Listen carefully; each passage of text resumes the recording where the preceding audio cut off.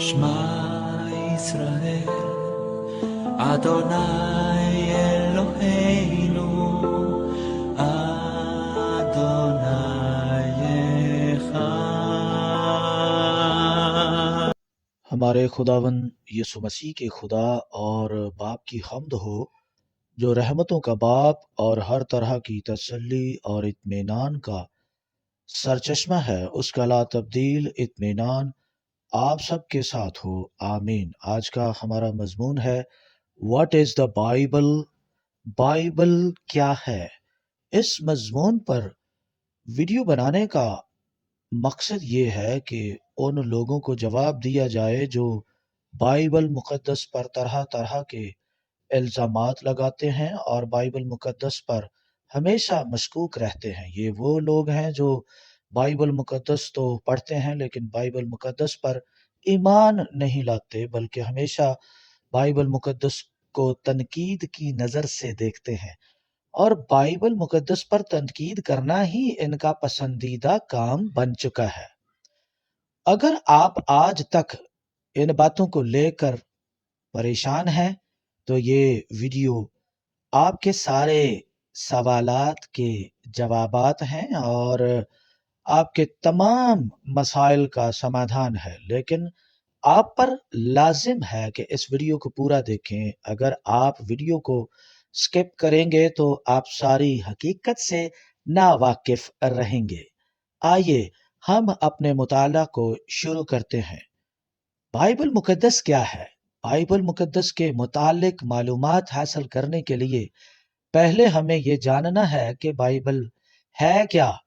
Bible مقدس خداوند باری تعالیٰ کی وہ کتاب ہے جو اس زندہ ہستی کا، جو کل کائنات کا خالق اور مالک ہے، اس کا زندہ کلام ہے، کیونکہ لکھا ہے کہ کیونکہ خدا کا کلام زندہ اور مؤثر اور ہر ایک دو دھاری تلوار سے زیادہ تیز ہے اور جان اور روح اور بند اور گودے کو جدا کر کے گزر جاتا ہے اور دل کے خیالوں اور ارادوں کو جانچتا ہے۔ عبرانیوں 4 باب 12 اور 13 آیات۔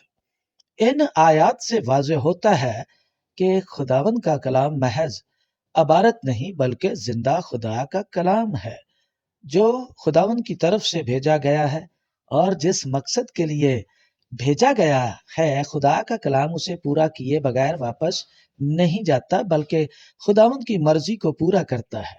لکھا ہے کہ اسی طرح میرا کلام جو میرے منہ سے نکلتا ہے ہوگا، وہ بے انجام میرے پاس واپس نہ آئے گا، بلکہ جو کچھ میری خواہش ہوگی وہ اسے پورا کرے گا اور اس کام میں جس کے لیے میں نے اسے بھیجا مؤثر ہوگا۔ یسایہ 55:11۔ خداوند باری تعالیٰ کا کلام خداوند کا سانس ہے، کیونکہ لکھا ہے ہر ایک صحیفہ جو خدا کے الہام سے ہے تعلیم اور الزام اور اصلاح اور راست بازی میں تربیت کرنے کے لیے فائدہ مند بھی ہے۔ دوسرا تیموتھیوس 3 باب آیت نمبر 16۔ الہام کے لیے یونانی لفظ تھیوپینٹاس لکھا ہے، جس کا مطلب خدا کا سانس ہے۔ جیسے خدا کا سانس زندہ اور قائم ہے، اسی طرح خدا کا کلام بھی قائم ہے۔ لکھا ہے ہاں گھاس مرجھاتی ہے، پھول کملاتا ہے، پر ہمارے خدا کا کلام ابد تک قائم ہے۔ یسایہ 40 باب آیت نمبر 8 اور پہلا پطرس 1 باب 25 آیت۔ اور یہ بھی لکھا ہے کہ کلام زندہ کرتا ہے، چنانچہ لکھا ہے تیرے کلام نے مجھے زندہ کیا ہے۔ زبور نمبر 119 اور 105 آیت۔ لفظ بائبل کے معنی کیا ہیں؟ بائبل کے معنی ہے کتاب۔ بائبل یونانی لفظ بیبلیا سے بنا ہے۔ بیبلیا کے معنی کتابیں ہیں، جو بیبلاس کی جمع ہے۔ بیبلاس سے مراد پیپائرس پر لکھی ہوئی تحریر ہے۔ شروع میں بائبل پیپائرس پر ہی لکھی گئی تھی۔ What was پیپائرس؟ پیپائرس کیا تھا؟ پیپائرس ایک خاص قسم کے پتوں سے بنایا جاتا تھا۔ پیپائرس کے تومار بنانے کا طریقہ یہ تھا کہ پتوں کو چھیل کر ان کو تانے پیٹے کے حساب سے اوپر نیچے رکھ کر خوب دباؤ دے کر ایک دوسرے کے ساتھ جوڑ دیا جاتا تھا۔ یہ لکھنے اور لکھائی کو دیر تک محفوظ رکھنے کے لیے مفید اور دیر پا طریقہ تھا۔ اس کا رنگ زردی مائل سفید ہوتا تھا۔ پیپائرس کی صنعت مصر کے شاہی خاندان کی تحویل میں ہوتی تھی۔ عوامی سطح پر اس کاغذ کو بنانے کی اجازت نہیں تھی۔ شاہی تحریرات انہی پتوں سے بنائے ہوئے توماروں پر لکھی جاتی تھی۔ عوام ان توماروں کو چھو بھی نہیں سکتے تھے کیونکہ شاہی تحریرات کو مقدس مانا جاتا تھا۔ پرانے عہد نامے میں لفظ بائبل پہلی مرتبہ دانیل کی کتاب کے باب نمبر 9 آیت نمبر 2 میں استعمال ہوا تھا۔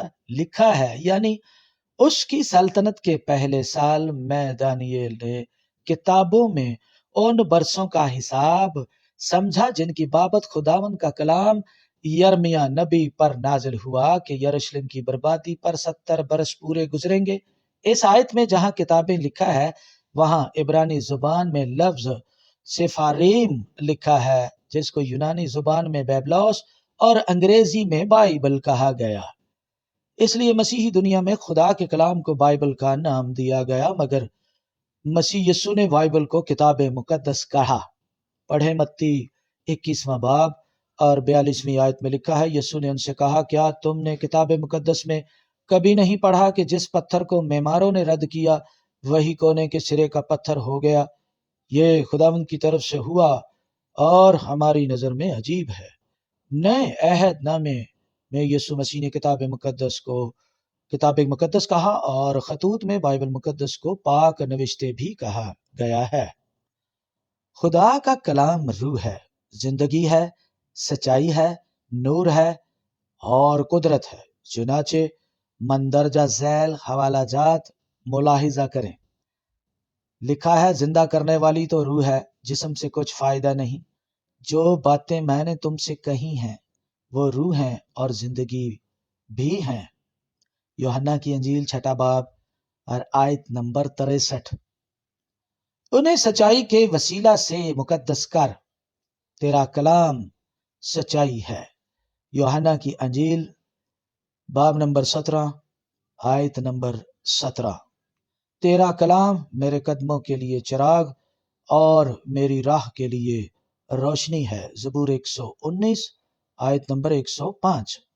خداوند کی آواز میں قدرت ہے، خداوند کی آواز میں جلال ہے، خداوند کی آواز دیوداروں کو توڑ ڈالتی ہے۔ زبور 29 اس کی 4 آیت۔ خداوند کے کلام کے اس مجموعہ کو جو حصہ بحصہ اور طرح بطرح نبیوں کی معرفت اور اس زمانے کے آخر میں اپنے بیٹے کی معرفت کیا گیا، بائبل کہا گیا ہے۔ کوئی اور کتاب اس کی ثانی نہیں ہے، اس میں خدا کا مکاشفہ ہے۔ اگر بائبل نہ ہوتی تو خدا کے بارے میں کچھ معلوم نہ ہوتا۔ بائبل ہی ایسی واحد کتاب ہے جس نے خدا اور کائنات کے بارے میں تفصیلات سے بیان کیا۔ کیا تھا اور کیا ہوگا، سب بائبل مقدس بیان کرتی ہے۔ اس لیے صرف بائبل مقدس ہی خدا کا کلام کہلا سکتی ہے، جس میں خدا ازل اور ابد کی خبر دیتا ہے۔ چنانچہ لکھا ہے، پہلی باتوں کو جو قدیم سے ہیں یاد کرو کہ میں خدا ہوں اور کوئی دوسرا نہیں، میں خدا ہوں اور مجھ سا کوئی نہیں، جو ابتدا ہی سے انجام کی خبر دیتا ہوں اور ایام قدیم سے وہ باتیں جو اب تک وقوع میں نہیں آئیں بتاتا ہوں اور کہتا ہوں کہ میری مصلحت قائم رہے گی اور میں اپنی مرضی بالکل پوری کروں گا۔ بائبل ہی کے ذریعے پتہ چلتا ہے کہ خدا نے انسان کے ساتھ رابطہ قائم رکھا ہے تاکہ بنی نوع انسان گناہ کے قبضہ سے چھوٹ کر ذات الہی میں شریک ہو جائے۔ خدا نے پہلے اپنے پاک نبیوں کے ذریعے سے کلام کیا، پھر اپنے بیٹے یسوع مسیح کے وسیلہ سے کلام کیا۔ عبرانیوں پہلا باب 1 سے 3 آیت میں لکھا ہے، اگلے زمانہ میں خدا نے باپ دادا سے حصہ بحصہ اور طرح بطرح نبیوں کی معرفت کلام کر کے اس زمانے کے آخر میں ہم سے بیٹے کی معرفت کلام کیا، جسے اس نے سب چیزوں کا وارث ٹھہرایا اور جس کے وسیلہ سے اس نے عالم بھی پیدا کیے۔ بائبل مقدس خدا کے کاموں کا مکمل ریکارڈ ہے اور روح القدس کی تحریک سے بنی نوع انسان کی نجات کے لیے لکھی گئی ہے۔ لکھا ہے، اور پہلے یہ جان لو کہ کتاب مقدس کی کسی نبوت کی بات کی تعویل کسی کے ذاتی اختیار پر موقوف نہیں، کیونکہ نبوت کی کوئی بات آدمی کی خواہش سے کبھی نہیں ہوئی، بلکہ آدمی روح القدس کی تحریک کے سبب سے خدا کی طرف سے بولتے تھے۔ دوسرا پطرس پہلا باب 20 اور 21 آیات۔ یاد رکھیں کہ مقدس صحیفے لکھتے وقت خدا کا روح اس طرح سے نبیوں کے دلوں اور ذہنوں کو اپنے قابو میں کرتا تھا کہ غلط کہنے اور لکھنے کا امکان باقی نہیں رہتا تھا۔ ایک ماڈرن سوچ کے مطابق بعض آزاد خیال لوگ کہتے ہیں کہ بائبل میں کچھ خدا کا کلام ہے اور کچھ انسانوں کے بارے میں کہانیاں ہیں جو کہ الہام نہیں ہے۔ اس کا جواب بڑا سادہ ہے۔ یہ کہانیاں جو بائبل مقدس میں لکھی ہیں، ہم ان کو بھی الہام مانتے ہیں، وہ اس لیے کہ یہ کہانیاں خدا کی مرضی اور روح کی تحریک سے بائبل مقدس میں لکھی گئی ہیں۔ اس لیے بائبل مقدس کلیتاً خدا کا کلام ہے۔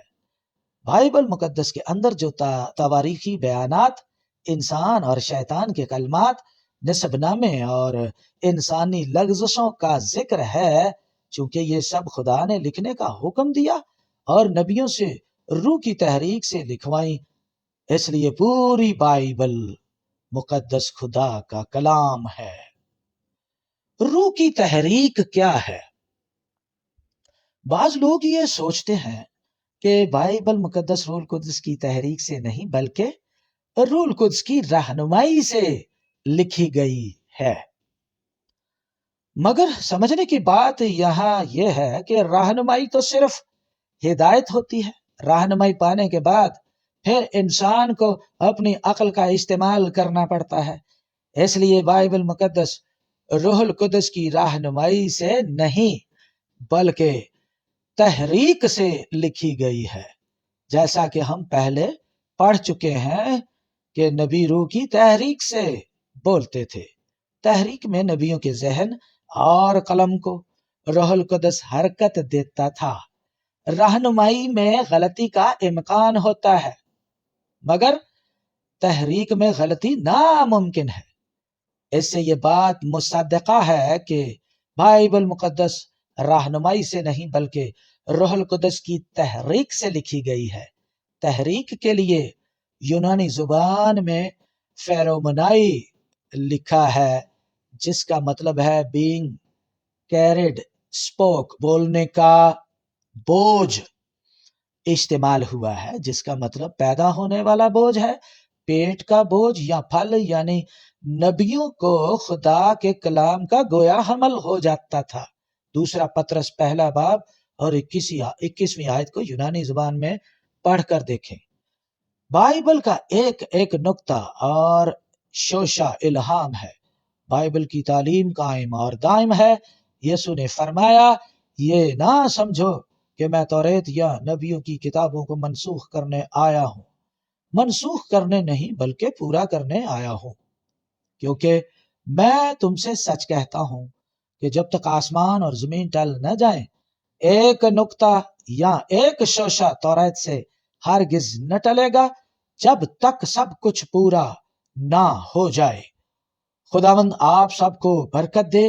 اگر آپ کو یہ ویڈیو پسند آئی ہے تو اس ویڈیو کو لائک اور شیئر کریں، اور اگر آپ چینل پر نئے ہیں تو ہمارے چینل کو سبسکرائب کر لیں تاکہ ہر آنے والی ویڈیو کا نوٹیفیکیشن آپ کو موصول ہوتا رہے۔